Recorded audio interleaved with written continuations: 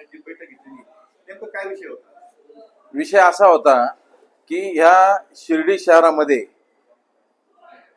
3 मोठ्या शासकीय ह्या ठिकाणी आस्थापना आहेत. म्हणजे एक आहे नगर परिषद, एक आहे शिर्डी पोलीस स्टेशन आणि एक आहे साईबाबा संस्थान. हे तिघं एकत्र असताना जी कारवाई व्हायला पाहिजे आणि एकत्र आल्यानंतर विकास व्हायला पाहिजे आणि एकत्र आल्यानंतर जे काय विचार आहेत ते विचार एकमेकाशी जुळले पाहिजे. त्या अनुषंगानं ह्यापूर्वी सुद्धा तसं कामकाज चालत होतं. पण झालेली कालची दुर्दैवी घटना ही साईबाबा संस्थांनी जसं नगर परिषदेने त्यांचं काम काल हाती घेतलेलं आहे, पोलीस स्टेशनने त्यांचं काम हाती घेतलेलं आहे, तसं साईबाबा संस्थांच्या सुरक्षा अधिकारी व त्यांचे सुरक्षा कर्मचारी यांनी सुद्धा ते काम कशा पद्धतीने हाती घेतला पाहिजे, कुठली जबाबदारी त्यांच्यावर निश्चित केली पाहिजे, याच्यासाठी आजची मीटिंग आयोजित करण्यात आलेली होती.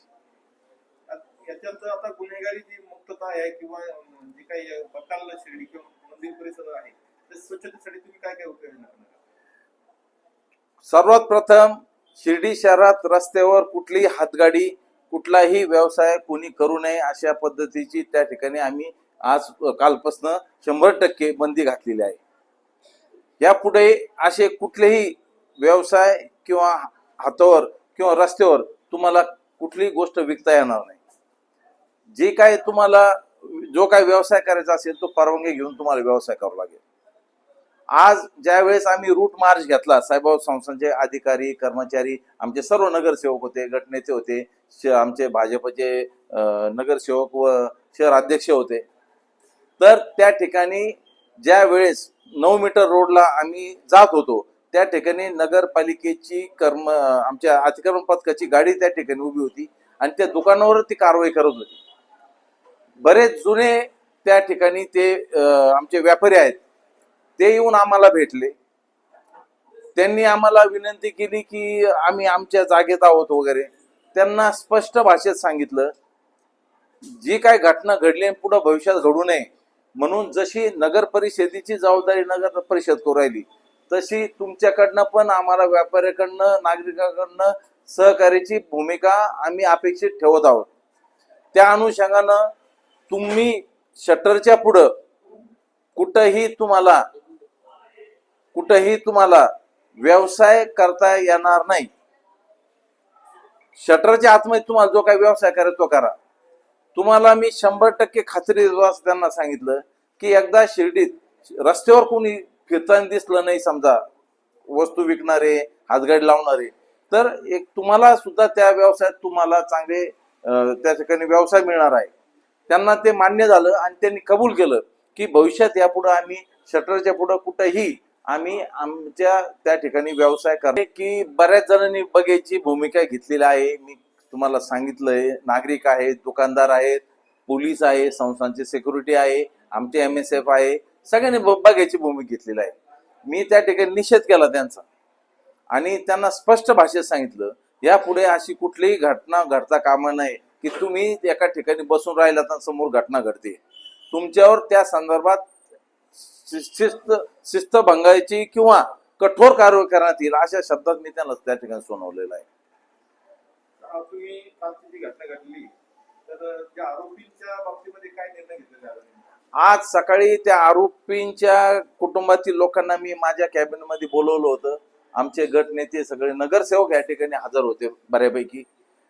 त्या जी काय फिजा पटेल आहे तिची आई तिचे वडील या ठिकाणी आले होते.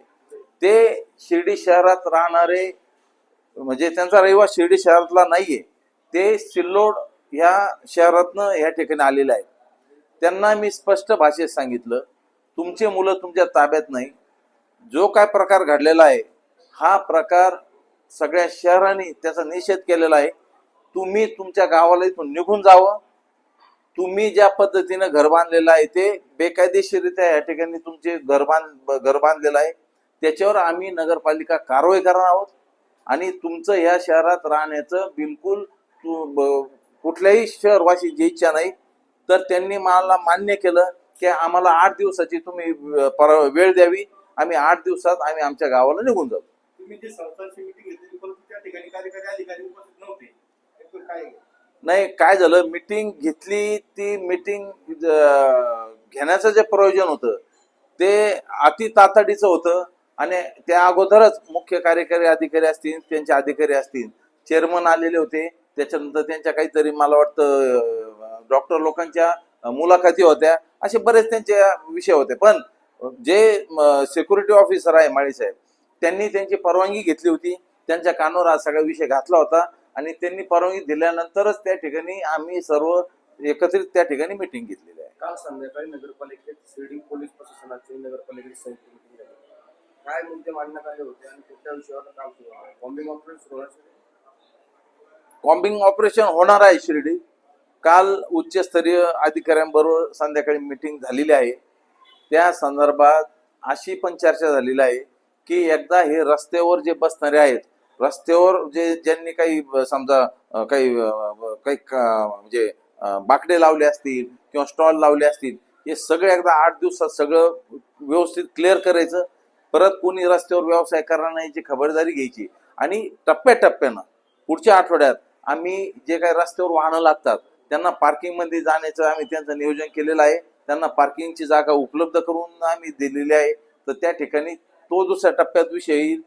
तिसऱ्या टप्प्यातला जो विषय आहे की साधारण व्यवसाय करून देताना व्यवसाय किती वाजता केला पाहिजे, काय केला पाहिजे, जे काही नियम असतील शासकीय नियम, त्या शासकीय नियमाला धरून त्या ठिकाणी त्या पद्धतीचं निर्देश त्या ठिकाणी देण्यात येते.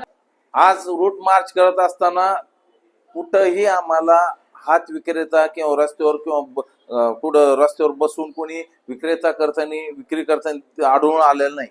पण त्या ठिकाणी ज्या वेळेस आम्ही रूट मार्च घेतला त्याचा जो काय उद्देश होता की साईबाबा संस्थांनी कुठल्या जागेत त्या ठिकाणी त्यांनी काम करायचं आहे आणि जे काही फोटो विकणारे लोक होते, साईबाबांच्या मंदिराच्या उभा असलेला फोटो वगैरे असे वेगवेगळ्या पद्धतीनं ते फोटो मॉर्क करून ते त्या ठिकाणी साईभक्तांना जादा किमतीत विकत होते.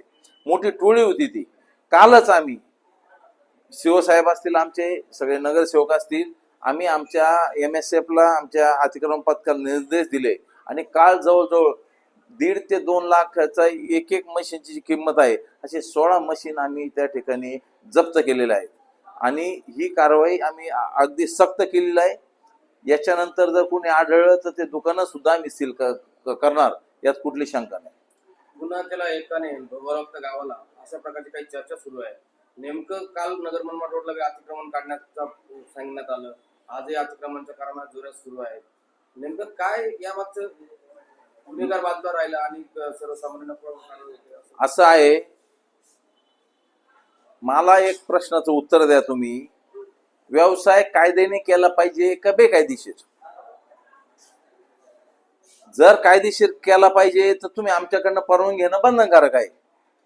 नगरपालिकेच्या जागेवर कुठला कायदा म्हणतो की व्यवसाय करून दिला पाहिजे? नगरपालिका कायद्याने काम करणारी पालिका आहे, न्याय व्यवस्था आहे. त्याच्यामुळं कोण काय बोलतं याच्याशी आम्हाला काही देणं घेणं नाही. आम्ही कायद्याच्या चाकुरीत चालणारे लोक आहोत. या शहराला सुरक्षिततेची गरज आहे. त्याच्या अनुषंगाने आम्ही जे काय पावलं उचललेले आहेत ते कठोर आहेत, गरजेचे आहेत आणि भविष्यासाठी सुद्धा आम्ही अशाच पद्धतीने पावलं उचलणार आहोत.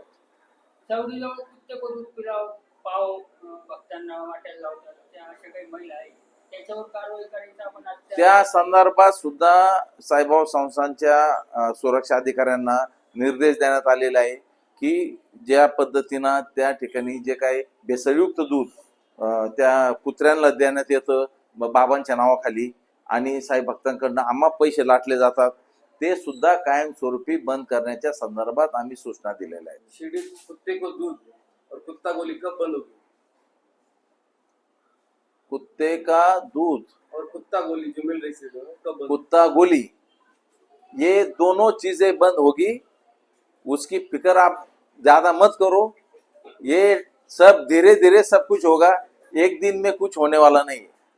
लेकिन मैं आपको आश्वासित करता हूं कि ये जल्दी ही आपके सहकार्य से, आपका सहकार्य उसमें ज्यादा है, आप हमें सहकार्य नहीं करते, आपको पता है गोली किधर मिलती है, लेकिन कभी आप दिखाते नहीं। ये जो बात है ये ज्यादा परेशान करने वाली है। भैया, हे जे पान टपऱ्यांवर धुके वगैरे मिळते, याच्या बाबतीत पण आपण पान टपरीवर सुद्धा आपण सक्त कारवाई करणार आहोत। त्यांना परवानगी घेणं बंधनकारक आहे आणि त्यांनी त्यांचं नियमाचं पालन करणं गरजेचं आहे।